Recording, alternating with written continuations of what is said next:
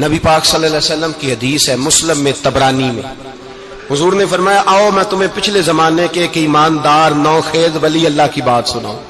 پچھلے زمانے حضور نے فرمایا پچھلے زمانے میں ایک بادشاہ جادو کے زور پہ حکومت کرتا تھا۔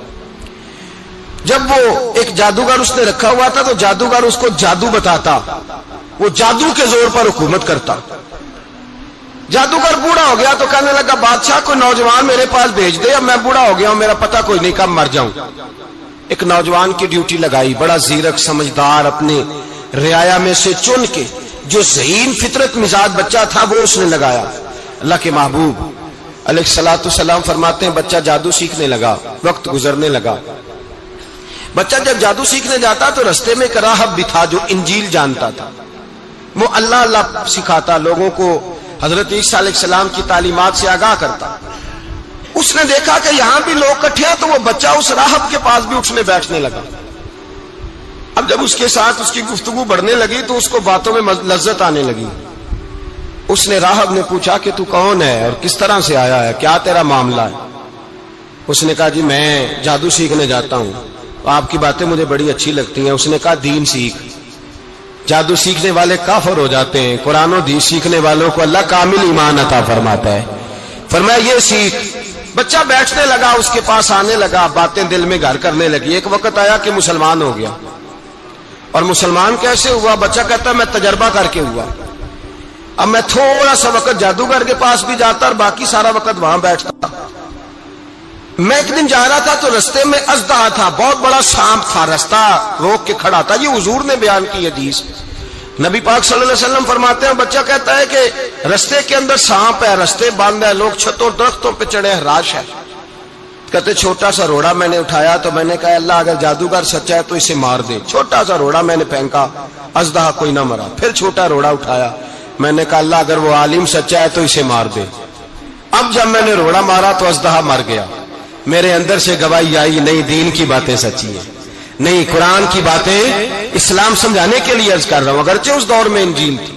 اللہ رسول کی باتیں اچھی ہیں۔ کہتے میں مسلمان ہو گیا، اب میں نے راہب کے پاس ہی رہنا شروع کر دیا، جادوگر کے پاس چھوڑ دیا۔ اس بچے نے آنا، بادشاہ پوچھتا کہاں زیادہ وقت گزارتے ہو تو وہ بات گول کر دیتا۔ وقت تیزی سے بڑھنے لگا، اللہ نے اس نوجوان میں طاقت پیدا کر دی۔ اب وہ اس کے اندر نا اللہ نے توانائی روحانیت پیدا کر دی، ابھی جوان ہے، 14-15 سال عمر ہے۔ اللہ نے اب جو بیمار بھی آتا وہ دعا کرتا تو اللہ صحت عطا کر دیتا، جو بھی آتا۔ بادشاہ کا ایک درباری تھا، بادشاہ کو پنکھا جلتا تھا، وہ اندھا ہو گیا، کوئی ایسی تکلیف آئی کہ نابینا ہو گیا، بڑے علاج کرائے شفا نہیں ہوئی۔ کسی نے اس بچے کا پتہ بتایا کانوں میں، اس کے پاس گیا تو بچہ کہنے لگا شفا تو ہو جائے گی پر کلمہ پڑھنا پڑے گا، مسلمان ہونا پڑے گا، جس پیغمبر کا میں غلام ہوں تجھے بھی بننا پڑے گا، دین پہ عمل کرنا پڑے گا، اللہ شفا دیتا ہے۔ اس نے کہا تو مجھے کلمہ پڑھا، مجھے شفا دے، میں تیار ہوں۔ اس نے کہا شفا تو اللہ دیتا ہے۔ اس نے اللہ تبارک و تعالیٰ کا ذکر کر کے دعا مانگی، یہ مسلم شریف میں حدیث ہے، طبرانی میں موجود ہے۔ اللہ نے اسے شفا دی، اس نے کلمہ پڑھنا شروع کر دیا۔ یہاں ایک نقطہ لکھا ہے ہمارے علماء نے، کہتے ہیں جب اللہ ولایت عطا کرتا ہے نا تو یہ سفید بالوں والے کا حصہ نہیں ہوتی۔ اگر جوانی میں کوئی آدمی توبہ کر کے تصوف کے راستے پہ چلتا ہے تو سب سے زیادہ ولایت اللہ اسے عطا فرماتا ہے، سب سے زیادہ ولایت اس کے پاس ہوتی ہے۔ ابھی اس کے بال کالے ہیں، چڑھتی جوانی ہے، دعا کی تو اللہ نے، اور حدیث پاک میں موجود ہے کوڑے آتے تو شفا یاب ہو جاتے، اندھے آتے تو شفا یاب، برس والے آتے تو اللہ سے دے۔ جوان ہے، بادشاہ کے پاس وہ واپس گیا، وہ جو آدمی جس کی آنکھیں ٹھیک ہوئی تھی۔ بادشاہ نے پوچھا کہ کیسے شفا ملی؟ تو کہنے لگا میرے رب نے شفا دی ہے۔ بادشاہ سجدے کراتا تھا، اپنے آپ کو منواتا تھا معاذ اللہ، کہنے لگا میرے علاوہ کون رب ہے؟ اس نے کہا وہی رب ہے جس نے تجھے پیدا کیا ہے، اور وہی رب ہے جس نے مجھے اندھے کو آنکھیں دی ہیں، وہی ہے میرا مالک۔ کہا اچھا تو مجھے نہیں مانتا؟ کہا نہیں میں اپنے رب کو مانتا ہوں۔ بادشاہ نے اسے سزا دی، ستایا، اس نے بچے کا پتہ بتایا، پھر بچے کو بلا کے ستایا تو اس راہب کا پتہ بتایا، راہب بھی قتل ہو گیا، نابینا بھی قتل ہو گیا۔ بادشاہ نے کہا سپاہیوں سے اس بچے کو لے جاؤ اور پہاڑ کی چوٹی پہ جا کے نیچے پھینکو تاکہ مر جائے. بچہ پہاڑ کی چوٹی پہ گیا تو ہاتھ اٹھا کے کہنے لگا یا اللہ میرے لیے نہیں اپنے لیے، میرے لیے نہیں اپنے لیے انہیں اپنی قدرت کے جلوے دکھا. میرے لیے نہیں، اللہ کے بندے اپنی جان بچانے کی دعائیں نہیں مانگتے، اپنے لیے انہیں اپنی قدرت کے جلوے دکھا. یہ دعا مانگی، جتنے لوگ ساتھ آئے تھے وہ سارے زمین پہ گرے اور سب مر گئے، پہاڑ سے گر کے مر گئے. بچہ واپس سیدھا بادشاہ کے پاس کہنے لگا لو بھائی میرے رب نے مجھے بچا لیا ہے. جوان کا ایمان دیکھو، میرے رب نے مجھے، بولو میرے اللہ نے مجھے ایمان کی گواہی دے رہا ہے، میں بچ گیا ہوں، تو جھوٹا ہے میرا رب سچا ہے. اس نے کہا لے جاؤ اس کو دریا میں، کشتی میں بٹھاؤ، بیچ دریا کے جا کے دھکا دے دو. بیٹھے کشتی میں، دریا کے بیچ گئے، اور جب جا کے وہاں اس کو دھکا دینے لگے تو اس نے کہا اللہ میرے لیے نہیں اپنے لیے انہیں اپنی قدرت کے جلوے دکھا. بس ایک طوفان سا آیا، جتنے سپاہی ساتھ آئے تھے ڈوب کے مر گئے. وہ بچہ اٹھا اور سیدھا پھر بادشاہ کے پاس، اسی کے پاس کہنے لگا لو بھائی میرے رب نے مجھے بچا لیا ہے، تیرے پاس آیا ہوں. وہ کہنے لگا تو کیا مصیبت میرے گلے پڑ گئی ہے، کیسے جان چھوٹے گی؟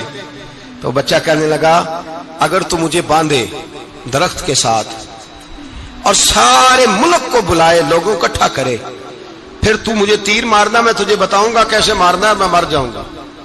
اللہ کا بندہ نوجوان ایمان دیکھو، مرنے کے طریقے بتا رہا ہے، میں تجھے بتاؤں گا میں کیسے مروں گا. یہ بات کہی، بادشاہ نے سارا مجمع جمع کیا، ملک سارا باہر آ گیا، درخت کے ساتھ باندھ دیا. کہنے لگا بھائی لوگوں یہ مجھے مارنا چاہتا تھا، مار نہیں سکا، اب میں اسے بتانے لگا ہوں کہ میں کیسے مروں گا. اسے کہو جب تیر مارے تو ساتھ میرے رب کا نام بھی لے، میں اپنے رب کے نام پہ جان دوں گا، ایمان کی پختگی میں اللہ کے نام پر جان دوں گا. اسے کہو رب کے نام پہ مارے مر جاؤں گا.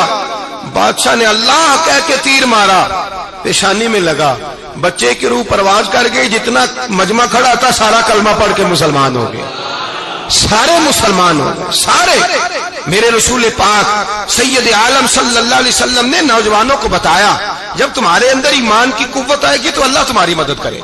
فرمایا وہ نوخیز ولی تھا، ابھی جوان رانا تھا، ابھی اس کی پیشانی پر جوانی کے آثار تھے، لیکن اس نے اللہ کو راضی کیا، رب کریم کو راضی.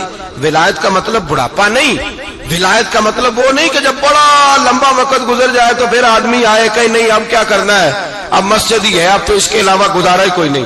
تو اس وقت کا آنا اللہ کی بارگاہ میں قبول تو ہے، لیکن شاباشی اسی کو ملتی ہے جو جوانی کا وقت آئے، جو عین اس وقت آئے جو وقت میرے رسول پاک علیہ السلام کے غلام عبداللہ ابن عمر، حضرت عبداللہ ابن عمر رضی اللہ تعالیٰ عنہ فرماتے ہیں کہ میں نکلا، مجھے سفر کے لیے جانا تھا، تو تھوڑی سی کھجوریں، تھوڑا سا سرکہ، ایک شہد کی بوتل، چیزیں میں نے سفر کے لیے ساتھ رکھ لی.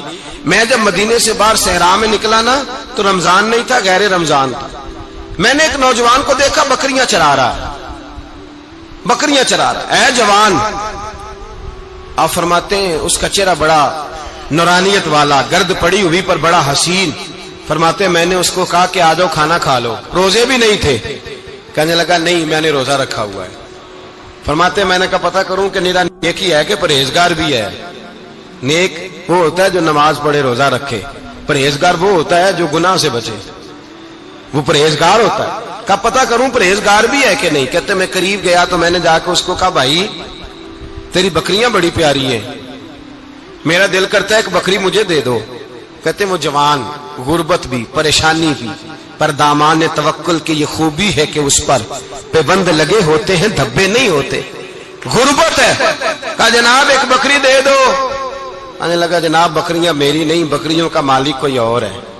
کہتے میں نے آزمانے کے لیے کہا کہ بکریوں کے مالک کو کہنا ایک بکری بھیڑیا لے گیا ہے، کہہ دینا بھیڑیا لے گیا ہے.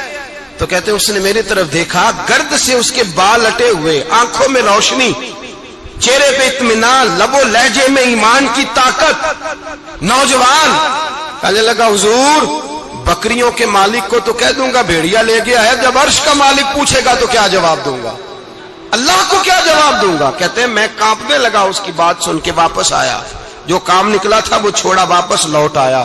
میں نے پتا کیا کس کا غلام ہے، پتا چلا فلاں آدمی کا ہے. کہتے میں نے پہلے غلام خریدا، پھر پتا کیا تیرے پاس بکریاں کتنی ہیں، اس نے کہا 400.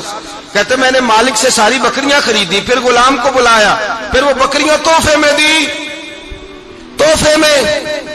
کہنے لگا حضور یہ سارا کچھ مجھے کیسے ملا؟ میں نے کہا تیرا ایمان بڑا پختہ تھا تو میرے رب نے تجھے انعام عطا فرمایا۔